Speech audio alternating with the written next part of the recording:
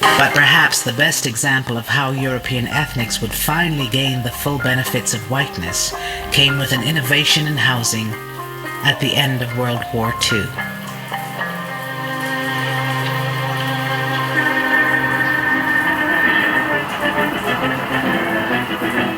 It was a time when hundreds of thousands of GIs came home ready to start families, but had no place to live. The living space was at a premium. When in the Bronx, they tried building Quonset huts, and they turned to slums. All the Quonset huts had just disintegrated. There were two families sharing a hut. One family at one end, one family at the other, and before you know it, they were awful.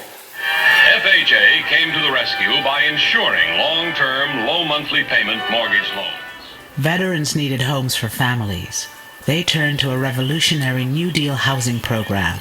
It would racialize housing, wealth, and opportunity for decades in ways few could have imagined.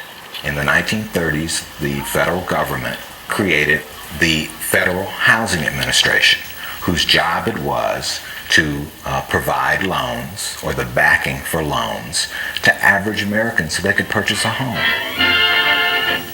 Due to the stimulation of the National Housing Act, from every section of the country come reports of vastly... In order to purchase a house in America prior to 1930s, you had to pay 50% of the sales price up front.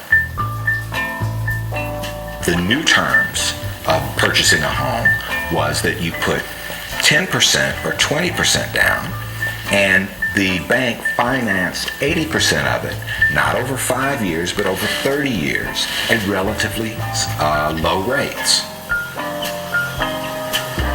This opened up the opportunities for Americans to own homes like ever before. The average person could own that home. If these terms sound familiar, they should, because this is essentially the same financing scheme that allows most Americans to own their homes today. Federal programs and banks sank millions into the home construction industry. Their message to veterans: you can afford a new home. Buy a new home now.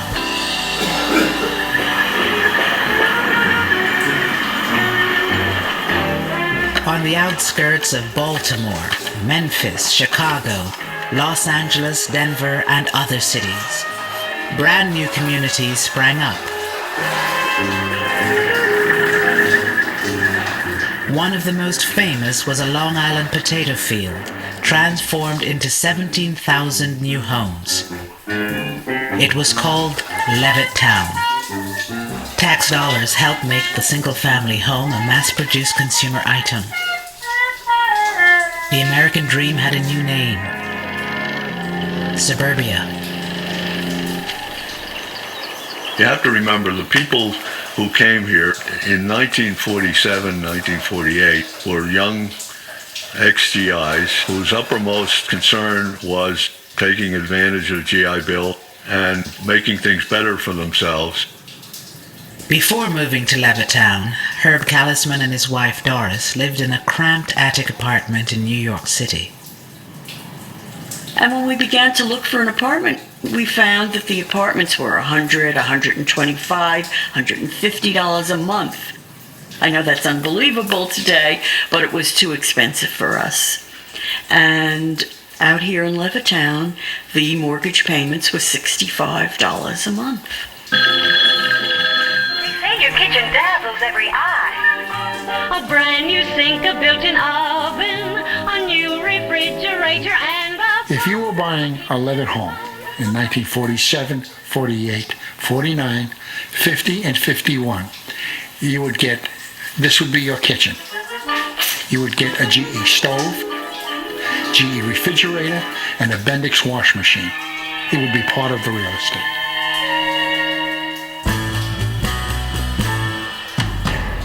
We came to Levittown and we found the model house, and we walked in and we looked around, and of course, in the eyes of a young man who was raised in the ghetto, so to speak, It was an interesting experience, an interesting lifestyle, seeing all the new modern conveniences. Very fascinating. Eugene Burnett came home with almost 1 million other black GIs. They had fought for the country in segregated ranks. They returned hoping for equality and the American dream. For many, that dream was a new home for little money down and some of the easiest credit terms in history. I went up to the salesman. We're interested in your home. We're interested in buying one. And what is the procedure? Is there an application to be filled out? So forth. So he looked at me, looked around, and he said to me, he says, listen, it's not me, but the owners of this development have not as yet decided to sell these homes to Negroes. It was as though it wasn't real. You can't imagine. But for someone to come out and actually tell you that they can't sell to you. You know, I was really on an up. Man, look at this house. Can you imagine having this? And then for them to tell me because of the color of my skin, I can't be a part of it. The FHA underwriters warned that the presence of even 1 or 2 non-white families could undermine real estate values in the new suburbs. These government guidelines were widely adopted by private industry. Race had long played a role in local real estate practices. Starting in the 1930s, government officials institutionalized the national appraisal system, where race was as much a factor in real estate assessment as the condition of the property. Using this scheme, federal investigators evaluated 239 cities across the country for financial risk. So that those communities that were all white, suburban, and far away from minority areas, they received the highest rating, and that was the color green. Those communities that were all minority or in the process of changing, they got the lowest rating, and the color red. They were redlined.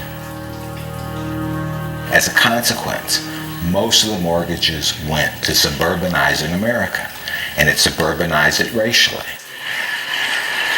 The racial logic adopts the principle that an integrated neighborhood is a bad risk, is a financial risk, that an integrated neighborhood is likely to be an unstable neighborhood, unstable socially, but therefore also unstable economically. When the white residents of 8 Mile Road in Detroit were told they were too close to a black neighborhood to qualify for a positive FHA rating, they built this 6-foot wall between themselves and their black neighbors. Once the wall went up, mortgages on the white properties were approved. Between 1934 and 1962, the federal government underwrote $120 billion in new housing. Less than 2% went to non-whites. I can understand an individual, depending on his environment or his family or whatever, being racist, but for your country to sanction it, give him tools to do that, there's something deadly wrong there.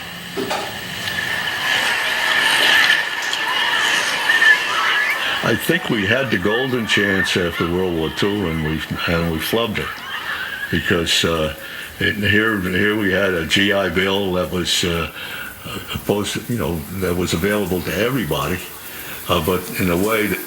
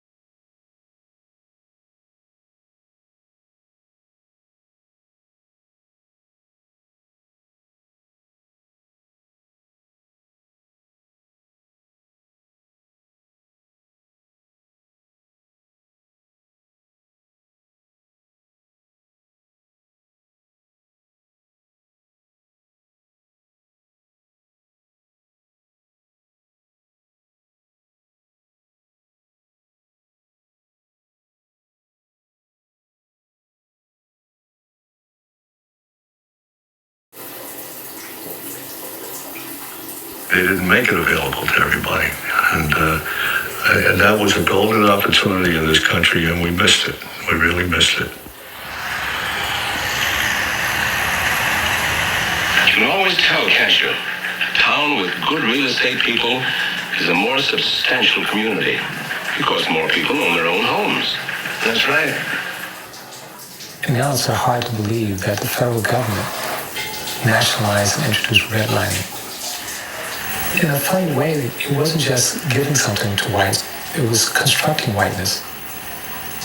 Whiteness meant, as in the past whites had meant being a citizen and being a Christian, it now meant living in the suburbs. Only 50 years before, European ethnics were believed to be distinct races. Now, in these new segregated neighborhoods, they blended together as white Americans. We did have different religious groups. We were mixed up there, but we were an all-white community, and I think it's an unrealistic world. I think there's something sterile about everyone being on the same economic level and everyone being the same color. It certainly doesn't promote a feeling of a whiter world, whiter, not whiter, to live in a place where there are only people that look like you. Cartoonist Bill Griffith remembers moving from Brooklyn to Levittown as a kid. It's an untenable artificial world. You're creating a weird utopia in a way. A utopia of middle-class white people who are trying to deny that they were living in a multi-racial world. And how long can you keep that up? You can't keep that up forever.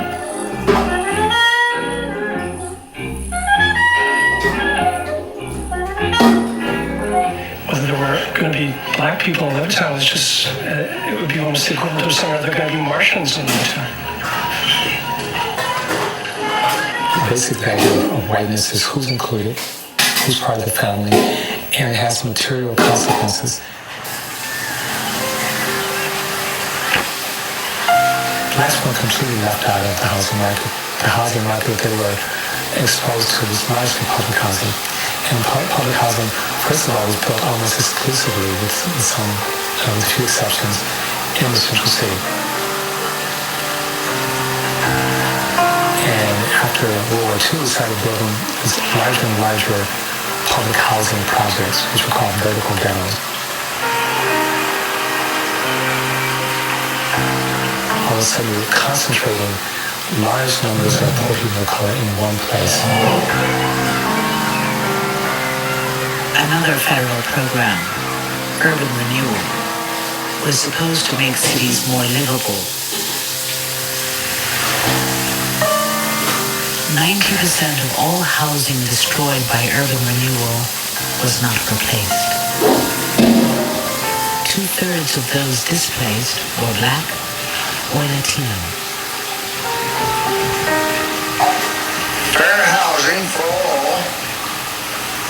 all human beings who live in this country is now a part of the American way of life.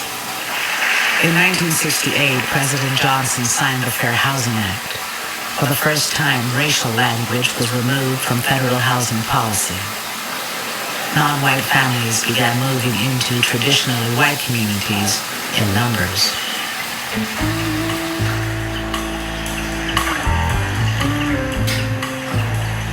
We lived in an apartment, a two-family house in Queens, and when we came here, it was the first time we had bought a house, and I was looking for everything in the storybooks.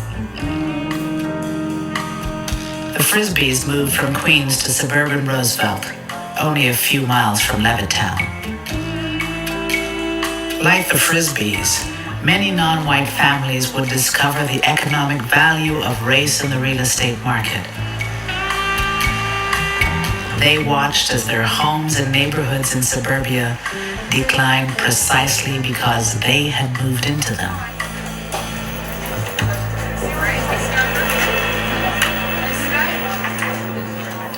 When I moved into a neighborhood, I thought it would stay intact the way it was.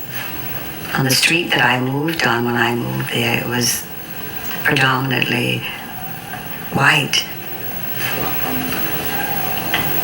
Within 2 years, it was predominantly black. It was called blockbusting.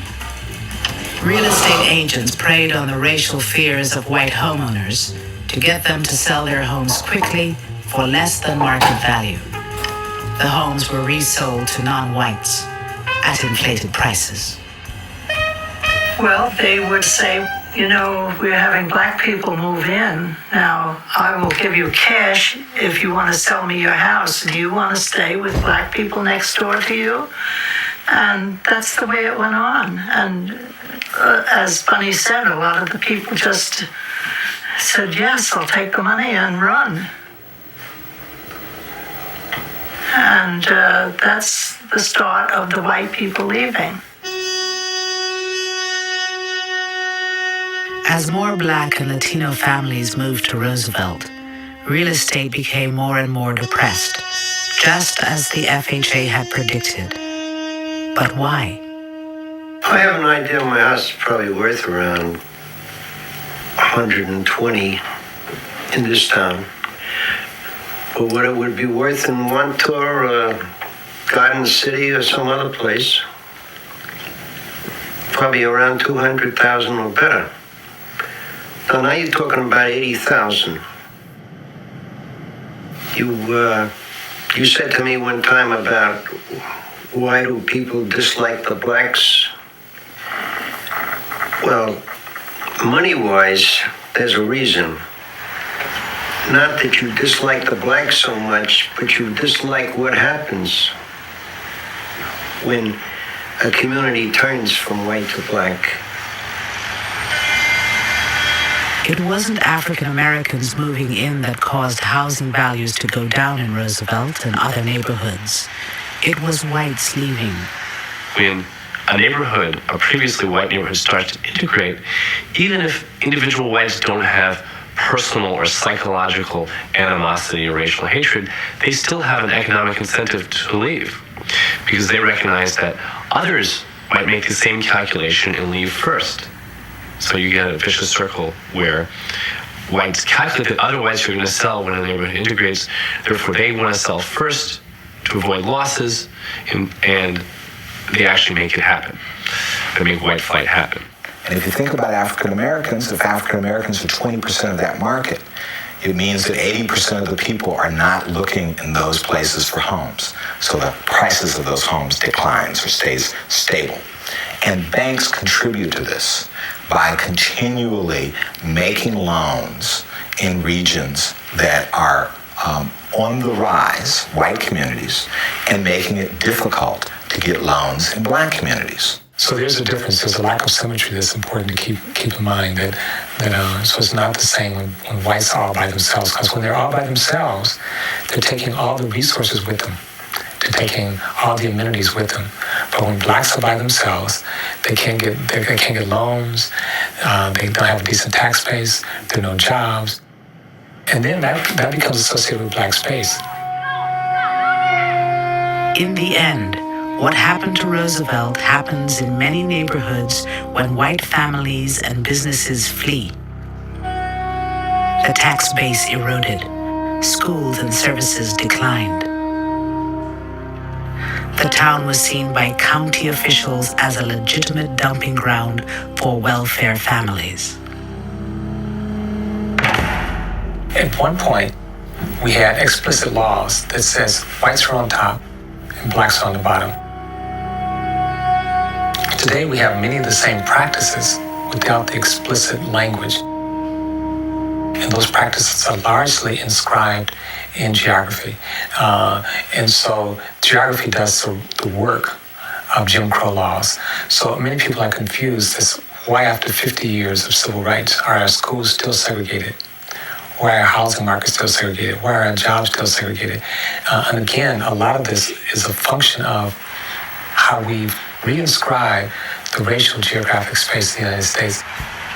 That structure is still what we're living with today.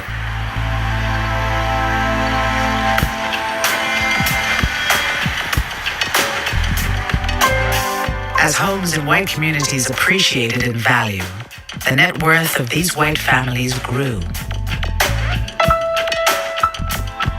For most non-white families who stayed in urban neighborhoods, the housing market open to them in the 50s and 60s was largely a rental market. You don't gain equity by paying rent. Where one's family lives in America is not just a matter of taste and preference. You have the issue of housing and wealth. The majority of Americans hold most of their wealth in the form of home equity. So that's their nest egg. That's how they can finance the education of their offspring. That's how they can sort of save up for retirement. It's their savings bank, right? They're living in their savings bank. My family, like a lot of families, was in Detroit struggling to buy a house. You had a dual housing market, one white, one black. A housing market with one with a lot of demand, another housing market with very little demand. My father lives in the house that I grew up in.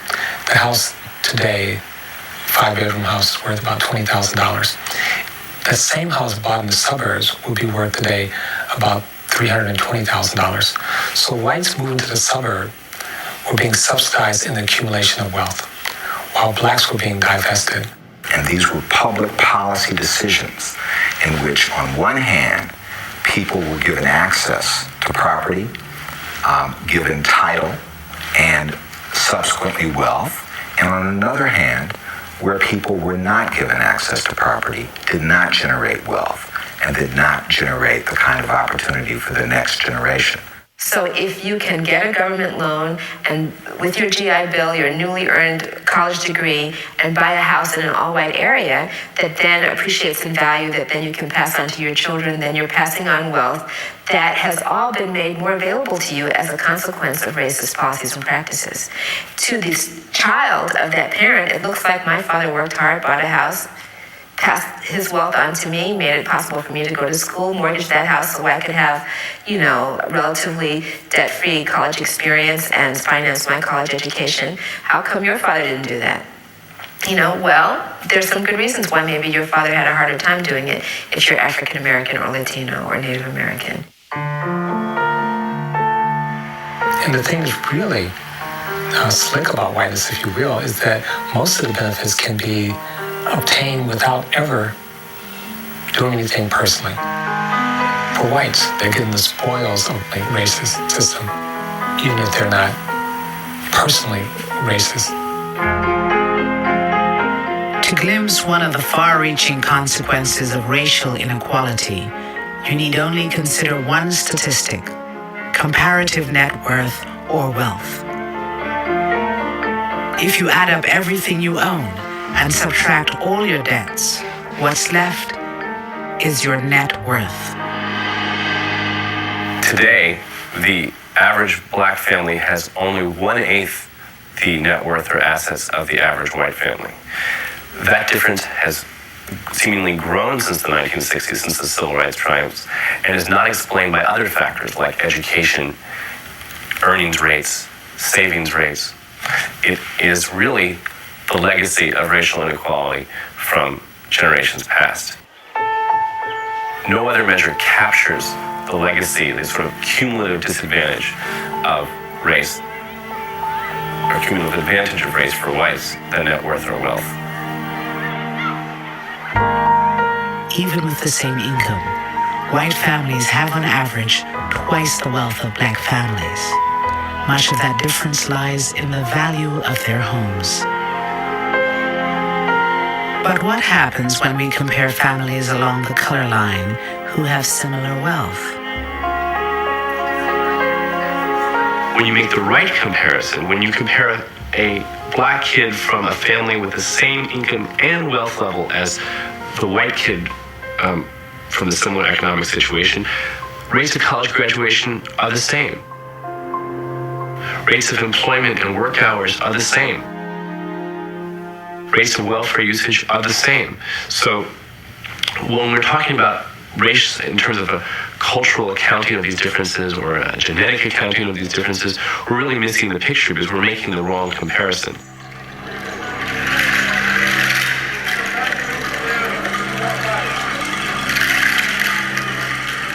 We want to be a colorblind society that values the content of character over the color of skin. The hope of thousands of newcomers who arrive each year is that we already are. To the flag of the United States of America and to the republic of which I don't see color. I see people. The saying goes. There are people from 100 other nations who look different from you. People whose religion, history, skin color, and reason for being here today may be different from yours. But in post-civil rights America, is color blindness the same as equality? The notion of color blindness came to us from that famous I Have a Dream speech of Dr. Martin Luther King, where he said that people should be judged by the content of their character and not by the color of the skin. And what has happened in the post-civil rights era is that whites have assumed that we are already there, that we're in a society where color does not matter.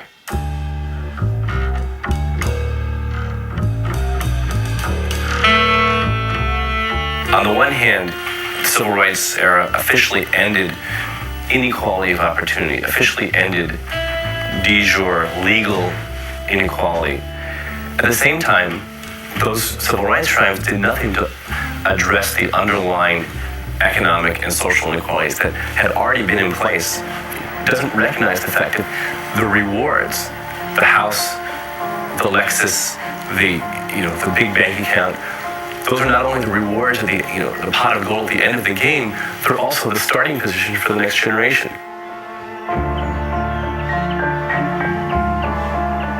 The wealth gap grows. The advantages of being white accumulate from one generation to the next. What are the benefits or the advantages to being white in a society that has historically given benefits and advantages to members of the dominant group? And if you are a person who has that privilege, you don't necessarily notice it. So until we recognize that there's really no way to talk about equality of opportunity without talking about equality of condition, then we're stuck with this paradoxical idea of a colorblind society in a society that's totally unequal by color. Claiming we don't see race won't end racial inequality. As Supreme Court Justice Harry Blackmun said, to get beyond racism, we must first take account of race. There is no other way. And just as we're born into this system, we don't ask to be loaded up with stereotypes or omissions or distortions when we come into the world. We don't ask to be in a structure which is unfair, but that's what we have inherited. Whether you identify as a person of color, whether you identify as a white person, it doesn't matter. I think we have to be uncomfortable with the present racial arrangement. In a sense, I think we have to be willing to be uncomfortable, willing to demand more of ourselves and more of our country, and willing to make the invisible visible. I think we all have to think about, what can I influence? I don't influence everything, but the things I do influence, I can think about, how am I making this a more equitable environment? I can ask myself, who's included in this picture and who isn't? Who's had opportunities in my environment and who hasn't? What can I do about that?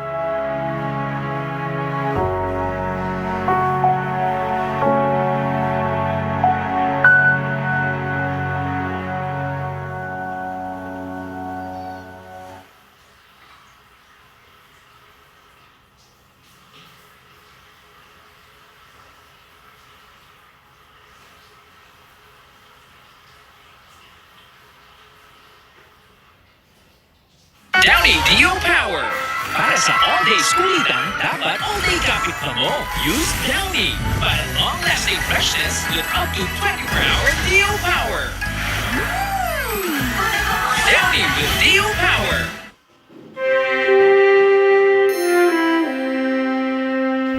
Tonight on Frontline, Episode 1 of a special 4-hour investigation. You created the mess we're in, and now you're saying, sorry, trust us. As much as $50 million each. Inside the financial crisis. Wall Street got bailed out, and Main Street didn't. How did we get here? Other banks were taking these ideas and applying them in ways that they'd never expected. Once the seed was planted, there wasn't any stopping it. We never imagined. They were just taking the risk. And it came right back like a boomerang. It turned into a Frankenstein monster.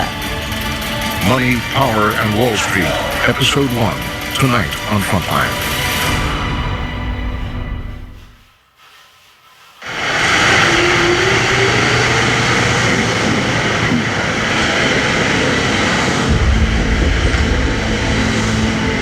Every day, tens of thousands of workers make their way to Wall Street. They work for banks, brokerages, hedge funds, insurance companies, and mortgage lenders. It is the largest single sector of the American economy, an industry that is almost double the size of America's manufacturing sector. A business with enormous power and global reach. It is the industry that led America and the world into its worst economic crisis since the Great Depression.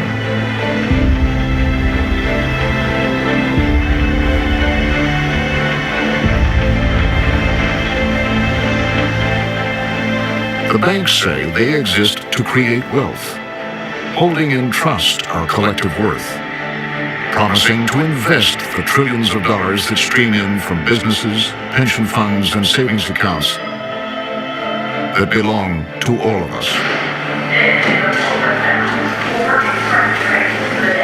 One morning in the fall of 2011, bankers arriving in Lower Manhattan were caught by surprise.